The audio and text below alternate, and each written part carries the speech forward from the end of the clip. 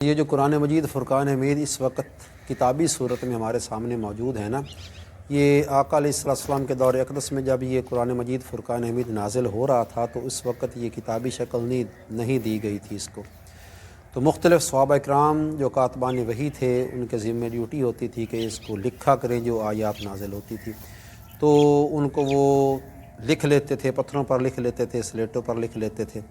جو بھی اس وقت میسر ہوتی لکڑی کے ٹکڑے ہوتے ان پر لکھ لیتے۔ تو جب حضرت ابوبکر صدیق رضی اللہ تعالیٰ عنہ کا دور اقدس آیا تھا تو اس وقت ایک بڑی مشہور و معروف جنگ ہوئی تھی مسلمہ کذاب کے خلاف، جس نے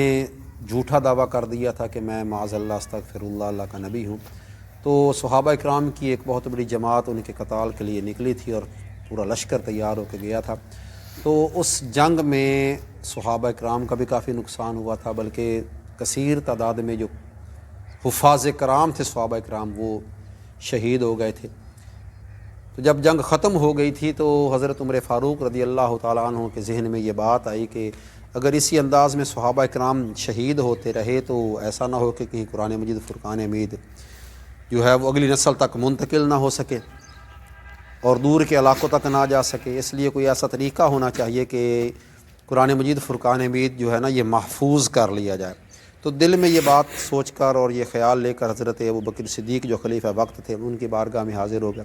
اور عرض کرتے ہیں کہ یا حضرت یہ معاملہ میرے ذہن میں آیا ہے کہ اگر اسی طرح حفاظ کرام شہید ہوتے رہے تو یہ قرآن مجید جو ہے یہ اگلی نسل تک منتقل نہیں ہوگا، اس کے جو فیوز و برکات ہیں اس سے دنیا محروم ہو جائے گی، تو اس کو جمع کر لیں، اس کو اکٹھا کر لیں اور اس کو ضبطۂ تحریر میں لے آئیں۔ تو حضرت ابوبکر صدیق رضی اللہ تعالیٰ عنہ کی طبیعت ایسی تھی کہ آپ فرمایا کرتے تھے کہ جو کام آقا علیہ السلام نے اپنی ظاہری حیات میں نہیں کیا، جمع نہیں کیا، اس کی کلیکشن نہیں کی اور جناب اس کے پارے وغیرہ نہیں بنائے، تو جناب یہ میں بھی نہیں بناؤں گا، اس کو میں بھی نہیں کروں گا جو کام آقا علیہ السلام نے نہیں کیا۔ تو حضرت عمر فاروق رضی اللہ تعالیٰ عنہ نے باقاعدہ ان کو دلائل دیے اور ان کو مطمئن کیا، تو ابوبکر صدیق رضی اللہ تعالیٰ عنہ مطمئن ہو گئے۔ تو پھر یہ سوچا کہ اب یہ کس کے ذمے لگایا جائے کہ جناب اس کی جو کتابت ہے وہ کون کرے گا اور جناب اس کو ضبطۂ تحریر میں کون لائے گا۔ تو حضرت زید بن ثابت اللہ تعالیٰ عنہ کا نام سلیکٹ ہوا۔ وہ جلیل القدر صحابی تھے اور اس وقت ان کی عمر بھی پیش 22 سال کے لگ بھگ تھی، ینگ بھی تھے، حافظہ بھی مضبوط تھا ان کا، اور موسٹلی کافی آیات اور کافی صورتیں، تقریباً ساری صورتیں ان کو زبانی بھی یاد تھی۔ ان کے ذمہ ڈیوٹی لگائی گئی تھی کہ آپ ان آیات کو ضبطۂ تحریر میں لائیں اور یہ قرآن پاک کو کتابی شکل دے تاکہ یہ محفوظ ہو جائے۔ تو آپ نے بھی پہلے انکار کر دیا، مگر جب ان کو دلائل دیے گئے تو وہ بھی مطمئن ہو گئے۔ تو وہ فرماتے ہیں کہ اگر مجھے اس کام کے مقابلے میں کہا جاتا نا کہ احد پہاڑ کو اٹھا کر دوسری طرف کر دو، تو یقیناً میں اس پہاڑ کو سائڈ پہ کر دینا میرے لیے آسان کام ہوتا، مگر یہ جو ضبطۂ تحریر میں لانا ہے قرآن مجید فرقان حمید کو، یہ کام مجھے بہت مشکل لگ رہا تھا۔ تو اعلان کروا دیے گئے کہ جناب جس کے پاس جو آیت ہے، جس کے پاس جو صورت ہے، جس نے جہاں پر سنی ہے وہ آ کر بتائے اور اپنی تصدیق کے لیے گواہ بھی لائے کہ یہ آیت میں نے فلاں جگہ پر سنی ہے اور جناب وہ فلاں جگہ پر یہ میں نے سنی ہے اور حضور علیہ السلام کو سنائی بھی ہے اور یہ وہ درست بھی ہے۔ تو صحابہ اکرام جمع ہونا شروع ہو گیا، پورا ایک کمیشن تشکیل دیا گیا، پوری ایک کمیٹی تشکیل دی گئی اور اس کی سربراہی خود خلیفہ وقت حضرت ابوبکر صدیق جو خود بہت بڑے عالم دین تھے وہ کر رہے تھے۔ تو عمر فاروق بھی ساتھ تھے، باقی صحابہ اکرام بھی ساتھ تھے۔ اب قرآن مجید فرقان حمید جمع ہونا شروع ہو گیا، لوگ آتے رہے، بتاتے رہے، گواہ بھی ساتھ چلتے رہے اور پورا سلسلہ جمع ہونے کا چلتا رہا۔ اب وہاں پر ایک بڑی دلچسپ سی صورتحال اس وقت بن گئی جب توبہ کی آخری 2 آیات لکھنے کا ٹائم آیا اور اس جگہ کی باری آئی لکھنے کی، تو صورتحال کچھ یوں بن گئی کہ اس کے لیے وہ گواہ پورے نہ ہو سکے، حالانکہ تمام صحابہ اکرام کو پتہ بھی تھا کہ ہے واقعی سورہ توبہ کی آخری آیات نے لقد جاءکم رسول من انفسکم عزیز علیہ ما عنتم حریص علیکم بالمؤمنین رؤوف الرحیم فإن تولوا فقل حسبی اللہ لا الہ الا هو علیہ توکلت وہو رب العرش العظیم۔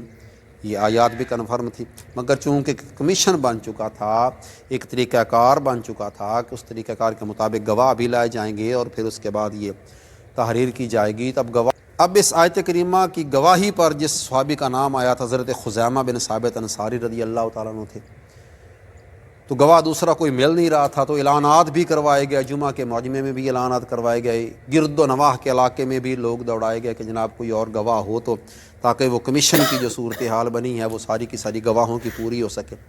تو مگر جب دوسرا گواہ کوئی نہ ملا تو حضرت خزیمہ بن ثابت انصاری رضی اللہ تعالیٰ عنہ وہ ایک ہی گواہ تھے۔ جب یہ سارا عقدہ کھلا اور ساری صورتحال دوستوں کے سامنے آئی تو پھر انہوں نے متفقہ فیصلہ کیا کہ یہ جو گواہ دو چاہیے تھے ہر آیت کے، اب اس آیت کے لیے ایک ہی گواہ ہے، تو یہ حضرت خزیمہ ایک ہی کافی ہیں۔ تو جناب یہ دو گواہ کے بجائے اب یہ ایک ہی گواہ کافی ہے۔ تو اس کے لیے نا ایک واقعہ جو حدیث مبارکہ میں درج ہے وہ بڑا پیارا واقعہ ہے۔ حضرت خزیمہ رضی اللہ تعالیٰ عنہ کے ساتھ واقعہ یہ ہوا تھا کہ آپ ایک دن تشریف لا رہے تھے بازار میں، تو آقا علیہ السلام بھی تشریف لا رہے تھے، اور آقا علیہ السلام کے ساتھ نا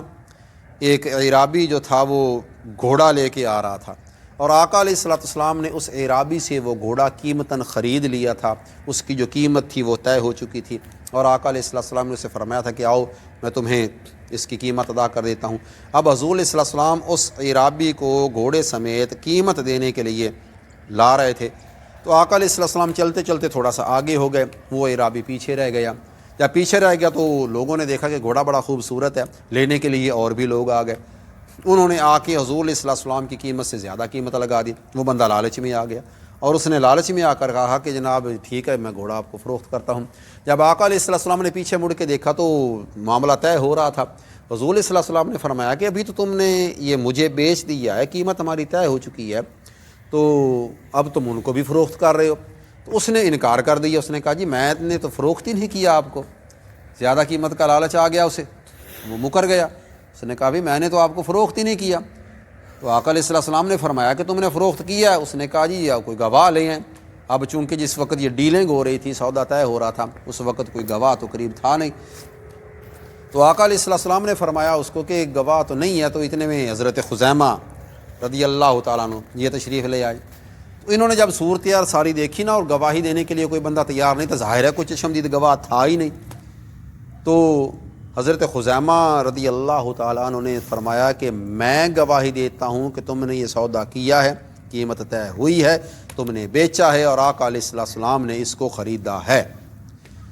جب انہوں نے یہ دعویٰ کر دیا تو آقا علیہ السلام نے ان کی طرف اشارہ فرمایا کہ تم یہ بات کیوں کہہ رہے ہو، تم گواہی کیوں دے رہے ہو، تم تو پاس ہی نہیں تھے۔ وہ عرض کرتے ہیں یا رسول اللہ صلی اللہ علیہ وسلم ہم نے تو جنت کی گواہی بھی آپ کے کہنے پر دے دی ہے، دوزخ کو بھی آپ کے کہنے پر ہی مان لیا، قبر اور حشر کے سارے معاملات ہم نے دیکھے نہیں ہیں، مگر آپ کی زبان اقدس سے سن کر ہم نے یہ سارے معاملات مان لیے ہیں۔ اور یا رسول اللہ صلی اللہ علیہ وسلم یہ تو سارے معاملات نیچے رہ گئے، سب سے بڑی بات یہ ہے کہ ہم نے تو اپنے رب کو بھی بغیر دیکھے آپ کے کہنے پر مان لیا یا رسول اللہ صلی اللہ علیہ وسلم۔ اس گھوڑے کی تو کوئی اوقات ہی نہیں ہے، ہم یہ مانتے ہیں کہ آپ سچے ہیں اور آپ نے یہ سودا کیا ہے۔ آقا علیہ السلام اس کی گواہی پر خوش ہو گئے تھے، اور آقا علیہ السلام نے فرمایا تھا کہ ہر معاملے میں دو گواہ چاہیے ہوں گے، مگر جس معاملے میں میرا یہ خزیمہ آ جائے گا نا، اس معاملے میں دو نہیں چلیں گے، یہ ایک ہی کافی ہوگا۔ دو کی گواہی حضرت خزیمہ جو تھے نا، یہ ایک کی گواہی دو کے برابر کر دی گئی تھی۔ اب عین اس وقت یہ صورتحال جب بن گئی آیات کو لکھنے والی، تو لوگوں نے کہا کہ ان کی گواہی تو پہلے ہی آقا علیہ السلام نے دو کے برابر کی ہوئی ہے، اس لیے ان آیات کے لیے دو گواہ لانے کی ضرورت نہیں ہے، تو یہ ایک ہی گواہ کافی ہیں۔ تو ان کی گواہی پر یہ جو آیات تھیں، یہ سورہ بقرہ کے سورہ توبہ کی آخری آیات میں یہ دو آیات درج کر لی گئی تھی۔ تو یہ قرآن مجید فرقان حمید کا پورا ایک نسخہ بن گیا جو اس وقت تشکیل دیا گیا، اور اس کو یہ جناب یہ کتابت میں لایا گیا، اور پھر اس کو محفوظ کیا گیا کہ جناب آج کے بعد جو بھی قرآن پاک کوئی آگے منتقل کرے گا یا سیکھے گا یا پڑھے گا یا کوئی کریکشن کرنا چاہے گا تو اس نسخے سے کرے گا۔ اور پھر یہ نسخہ حضرت ابوبکر صدیق رضی اللہ تعالیٰ عنہ کے بھی پاس رہا، اور ان کے بعد پھر حضرت عمر فاروق رضی اللہ تعالیٰ عنہ کے بھی پاس رہا، اور پھر ان کے بعد حضرت حفصہ رضی اللہ تعالیٰ عنہ ان کے پاس بھی یہ نسخہ محفوظ رہا۔ اس کے بعد ایک اور بڑی ایک دفعہ دلچسپ صورتحال بن گئی کہ آقا علیہ السلام کے پاس جب دور کے قبائل کے لوگ آتے، اپنے اپنے لہجے میں وہ پڑھا کرتے تھے تو آقا علیہ السلام اس وقت زیادہ سختی نہیں فرماتے تھے کہ تم اس کو اسی قریش کے لہجے میں پڑھو یا اس کو اسی مستقل عربی ہی کے لہجے میں پڑھو، چونکہ ان کو سکھانا ہوتا تھا، پڑھانا ہوتا تھا، موٹیویٹ کرنا ہوتا تھا، تو آقا علیہ السلام ان پر نرمی فرماتے تھے۔ مگر بعد میں آقا علیہ السلام نے ان کو فرمایا تھا کہ یہ اس کو عربی لہجے میں ہی پڑھا کرو اور قریش کے لہجے میں پڑھا کرو، تو لوگ پڑھتے بھی تھے۔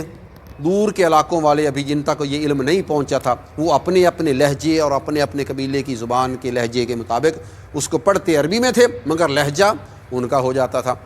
اور جب حضرت عثمان غنی رضی اللہ تعالیٰ عنہ کا دور آیا تو اس وقت رومی، ایرانی، ترکی، حبشی، دور دور کے علاقوں کے لوگ مسلمان ہونا شروع ہو گئے، اور انہوں نے بھی قرآن پاک کو پھر اپنے ہی لہجے میں پڑھنا شروع کر دیا۔ حضرت عثمان غنی رضی اللہ تعالیٰ عنہ کے دور میں جب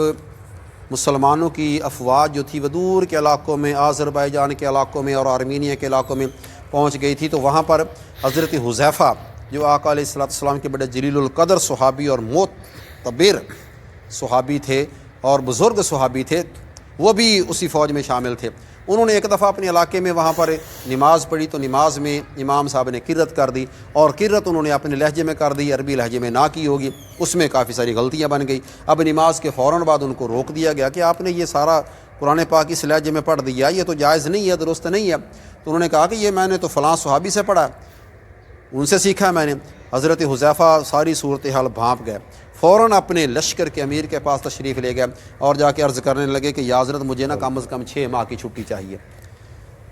چھٹی مل گئی، فوراً مدینہ منورہ تشریف لائے۔ دوپہر کا وقت تھا، سخت گرمی کا موسم، اور سیدھے عثمان غنی رضی اللہ تعالیٰ عنہ کی بارگاہ میں پہنچ گئے۔ دوستوں نے منع کیا کہ دوپہر کا وقت ہے، آرام کر لیتی ہیں، تھوڑی دیر کے بعد آپ تشریف لے جائیں۔ فرمایا نہیں، جس کام کے لیے آیا ہوں وہ کام بہت اہم ہے۔ آپ گئے، دروازہ کھٹکھٹایا، گرمی کا وقت، باہر نکلے۔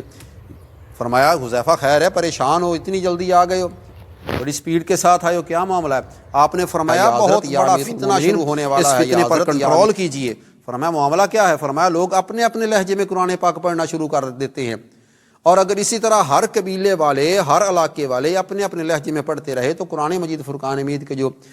ہے نا وہ ان کے لہجے کی وجہ سے معنی میں تبدیلی ہو جائے گی۔ جب معنی میں تبدیلی ہو جائے گی تو ہر کوئی اپنا اپنا معنی نکال کے بیٹھا ہوا ہوگا، تو یہ تو فرقے بن جائیں گے، فتنے بن جائیں گے، اس پر کچھ کنٹرول کیجئے۔ عثمان غنی رضی اللہ تعالیٰ عنہ اس صورتحال کو بھانپ گئے۔ اب دونوں حضرات نے مل کر مشورہ کیا، بیٹھ گئے اور کہنے لگے کہ اس صورتحال سے اسی طرح نپٹا جا سکتا ہے کہ وہ نسخہ جو حضرت حفصہ رضی اللہ تعالیٰ عنہ کے پاس ہے نا، اسی کو بلوایا جائے اور اسی کو لایا جائے، اور اسی کے مطابق دوبارہ حضرت زید بن ثابت کی ڈیوٹی لگائی جائے، رضی اللہ تعالیٰ عنہ کی ڈیوٹی لگائی جائے کہ آپ اسی کے مطابق اور نسخے تحریر کر دیں اور قرآن پاک تحریر کر دیں۔